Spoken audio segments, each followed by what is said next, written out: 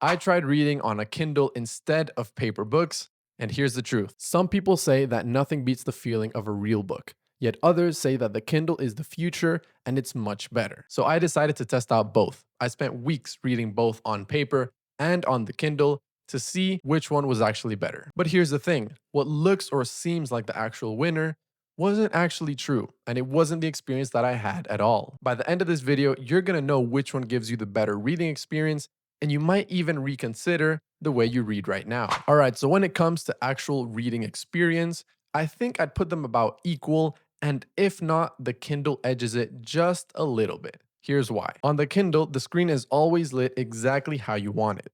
In a dark room, it's gonna glow softly, and in bright sunlight, you can still see it perfectly. On the other hand, with a book, you need a lamp or the overhead light on.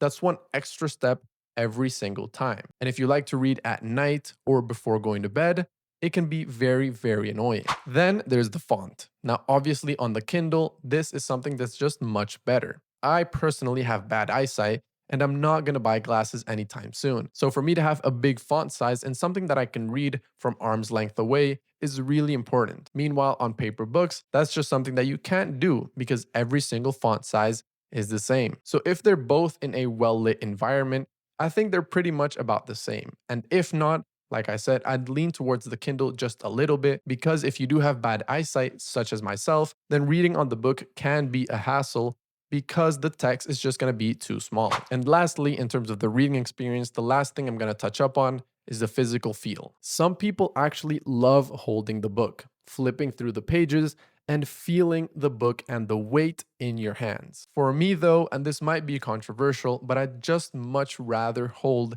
a smaller, slim, weightless device than hold a big brick like book. So, although this last point of physical feel does depend a lot on who you are and what you like to do with your books, at least for me, I prefer the Kindle. The next category I was evaluating was convenience. And now, this is a category where the Kindle just runs away with it completely. You can carry thousands of books on just your Kindle. You can download them instantly from the Kindle store. You can highlight, you can take notes, you can document different things, and you also get the dictionary right there inside your book. With paper books, the convenience aspect could be structured around the fact that you don't really have to charge anything, there's no batteries, you don't have to take care of it as much, you don't have to watch out for software updates or if the device breaks. But at least for me, nothing compares to the convenience that the Kindle gives you. Just in your day to day, having a Kindle is going to make reading much smoother and faster than having a book would. And honestly, if you're trying to build a reading habit,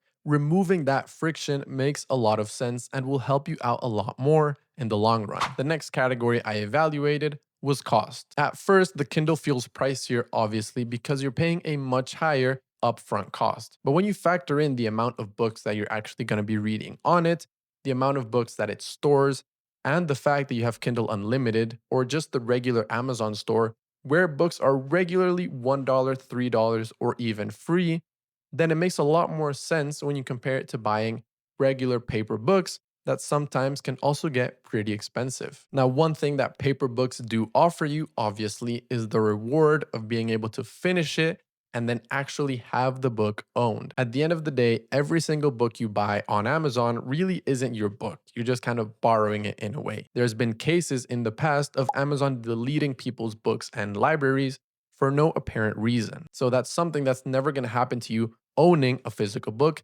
and you'll be able to have an actual collection of the books you finished instead of just having them on a device and really nothing to display for all your hard work. So if you're really a person that values the collectability of a book, then there's really nothing that's going to put you on to the Kindle because that thing is something you're only going to get with paper books and something that the Kindle is never going to offer you. So now let's talk about portability and space. This honestly is just another really easy win for the Kindle because in terms of portability, the Kindle is just a lot more portable. At the end of the day, it's pretty much like the size of a phone, obviously a lot wider, but it still fits in most places that your phone would. On the other hand, a book just doesn't have that same thing. So you're stuck carrying a much bigger thing that you frankly can't take anywhere unless you take a bag with you. The next thing I looked at were the intangibles. So the things you really can't hold or feel, but that you just get or you know are there because of your reading experience on each thing, whether the Kindle or a paper book. In terms of paper books, well, we all know that they kind of have their own little magic to them. You have the smell, you have the texture, you have the feel of the pages, the flipping through them.